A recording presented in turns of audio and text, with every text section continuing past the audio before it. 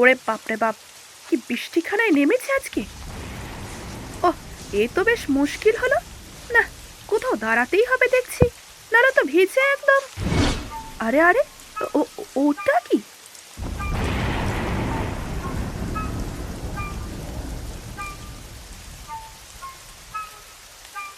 পরেশবাবু একটি পরশ পাথর পেয়েছেন।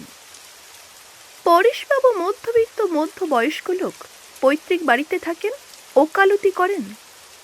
রোজগার বেশি নয়, কোনো রকমে সংসার যাত্রা নির্বাহ হয় ওনার। এমনই একদিন আদালত থেকে বাড়ি ফেরবার পথে একটি পাথরের নুড়ি কুড়িয়ে পেলেন। জিনিসটা কি তা অবশ্য তিনি চিনতেও পারেননি।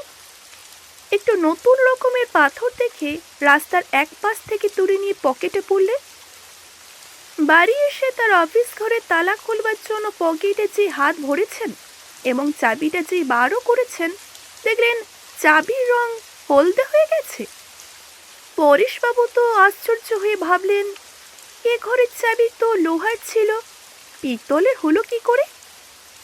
ভাবলেন হয়তো চাবিটা কোনোদিন হারিয়ে গিয়েছিল, আর ওনার গৃহিণী হয়তো কোথাও সেটাকে বানিয়ে এনেছেন। কিন্তু এতদিন পরেশবাবুর নজরেই পড়েনি।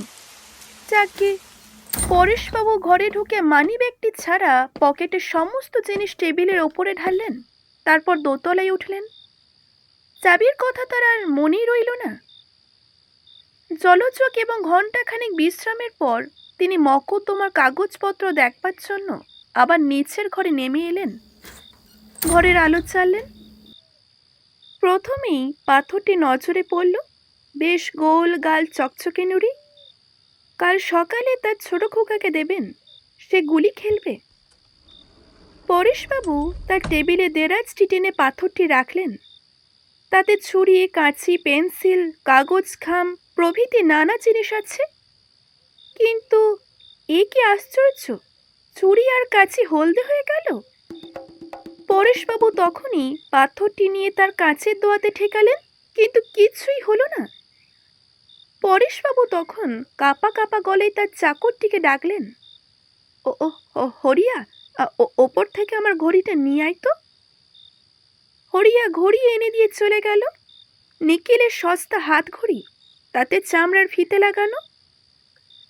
পাথর ছোঁয়ানো মাত্রই ঘড়ি আর ফিতের বাকলস হয়ে গেল সোনার। সঙ্গে সঙ্গে ঘড়িটা বন্ধও হয়ে গেল, কেননা স্প্রিংটাও তো সোনার হয়ে গেছে, তার আর জোর কোথায়।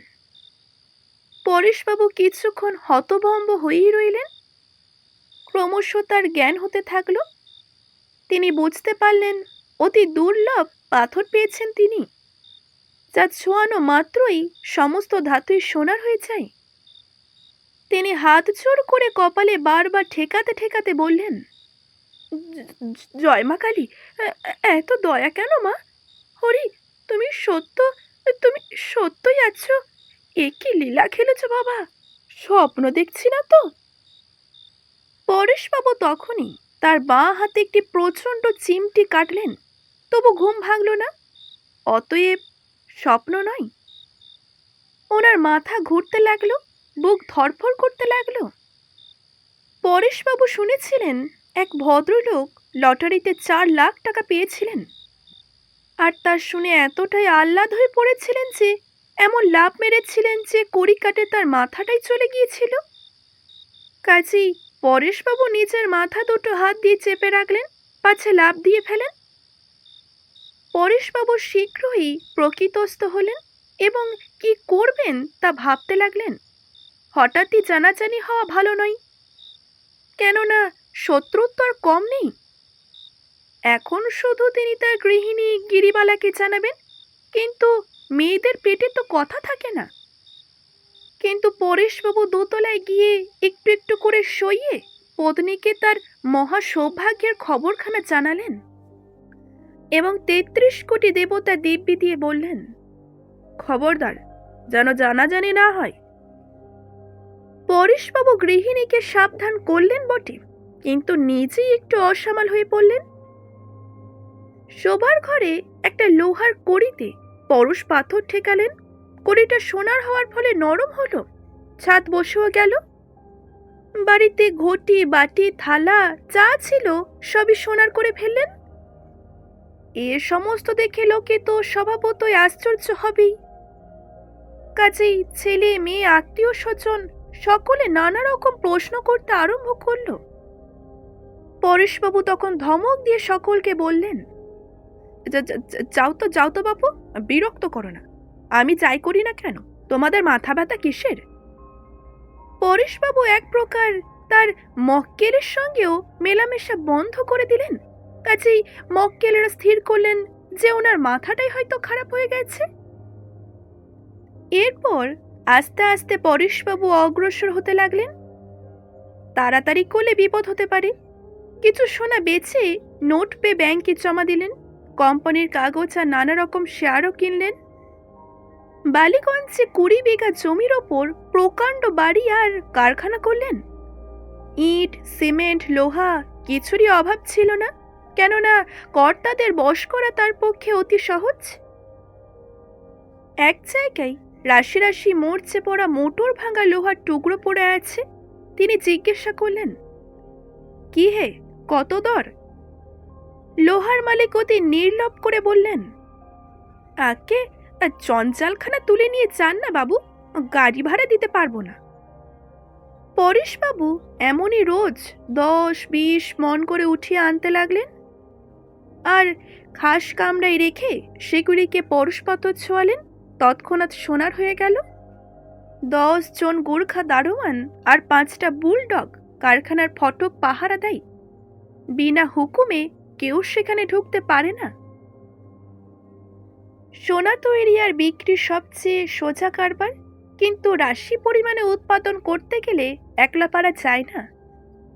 কাজে পরেশবাবু কাগজে বিজ্ঞাপন দিলেন এবং অনেক দরখাস্ত বাতিল করে সদ্য এমএসসি পাশ করা প্রিয়তোষ হেনরি বিশ্বাসকে 150 টাকায় বাহাল করলেন। তার আত্মীয় স্বজন বিশেষ কেউ নেই, যার জন্য পরেশবাবুর কারখানাতে তিনি বাস করতে লাগলেন। প্রিয়তোষ প্রাতঃকৃত্য স্নান আহার ইত্যাদির জন্য দৈনিক 1 ঘন্টার সময় নেই। 7 ঘন্টা ঘুমোয় আর 8 ঘন্টা কাজ করে কারখানায়। আর বাকি 8 ঘন্টা সে তার কলেজের সহপাঠী ইন্দোলা মজুমদারের উদ্দেশ্যে বড় বড় কবিতা আর প্রেমপত্র লেখে। তাছাড়া হরদম সিগারেট আর চা পান করা তো আছেই। অতি ভালো ছেলে, কারোর সঙ্গে মেশে না, রবিবারে গির্জাতেও যায় না, কোনো বিষয় কৌতূহল নেই। এমনকি পরেশবাবুর কাছ থেকে জানতেও চায় না যে এত সোনা এলো কোত্থেকে, যার জন্য পরেশবাবু মনে করেন তিনি পরশ পাথর ছাড়া আরেকটি রত্ন পেয়েছেন। এইদিকে পরেশবাবুর গৃহিণীর ঐশ্বর্যের সীমা নেই। গহনা পরে পরে তার সর্বাঙ্গে বেদনা হয়েছে। বলতে গেলে সোনার ওপর এক প্রকার ঘেন্নাই ধরে গেছে। কাজেই তিনি শুধু এখন 2 হাতের শাঁখা এবং গলায় রুদ্রাক্ষ ধারণ করতে লাগলেন। এমনই বেশ চলছিল, কিন্তু পরেশবাবুর এই কার্যকলাপ বেশি দিন চাপা রইল না। বাংলা সরকারের আদেশে পুলিশের লোক পিছনে লাগলো। অবশ্য তারা সহজেই বসে এলো, আর আসবেই বা না কেন, 10-20 ভরি পেয়েই তো তারা ঠান্ডা হয়ে গেল। এইদিকে বিজ্ঞানীর দল আহার নিদ্রা ত্যাগ করে নানা প্রকার জল্পনা করতে লাগলেন। হ্যাঁ, যদি তারা 200 বছর আগে জন্মাতেন তবে অনায়াসে বুঝতে পারতেন যে পরেশবাবু পরশ পাথর পেয়েছেন। কিন্তু আধুনিক বিজ্ঞানে পরশ পাথরের স্থান নেই যে। অগত্যা তারা সিদ্ধান্ত করলেন যে পরেশবাবু কোনো রকম একটা পরমাণু ভাঙবার যন্ত্র পেয়েছেন এবং ভাঙা পরমাণুর টুকরো জুড়ে জুড়ে তিনি সোনা তৈরি করছেন। ওই ঠিক যেমন ছোট ছোট ছেঁড়া কাপড় থেকে কাঁথা তৈরি হয়। তবে মুশকিল ব্যাপার যে পরেশবাবুকে চিঠি লিখলে উত্তরও পাওয়া যায় না। আর প্রিয়তোষটা তো এক প্রকার ইডিয়ট। নিতান্ত পিড়াপিড়ি করলে সে শুধু বলে, আমি শুধু সোনা গলাই, কোত্থেকে তা আসে আমি তো জানি না। অন্যদিকে বিদেশের বিজ্ঞানীরা প্রথমে পরেশবাবুর ব্যাপারটা গুজব বলেই মনে করেছিলেন, কিন্তু অবশেষে তারাও চঞ্চল হয়ে উঠলেন। অতএব ভারত সরকার এক প্রকার স্থিরই করলেন যে এই পরেশবাবু হচ্ছেন ডেঞ্জারাস পারসন। কিন্তু কিছুই করতে পারলেন না। কেননা সবচেয়ে বড় কারণ হচ্ছে পরেশবাবু তো কোনো বেআইনি কাজ করছেন না। একবার তাকে গ্রেপ্তার করার জন্য অনেক ওকালতিও হলো, কিন্তু ক্ষমতাশালী দেশি বিদেশি লোকের আপত্তির জন্য তা হলো না। আর যাই হোক, পরেশবাবুর পেট থেকে কথা কেউই বার করতে পারেন না। ক্রমে ক্রমে পরেশবাবুর আত্মীয় স্বজনও বাড়ছে, এইদিকে শত্রু দলও নিতান্ত চুপচাপ। অবশ্য ঐশ্বর্য বৃদ্ধি হলেও পরেশবাবু তার চাল বেশি বাড়াননি।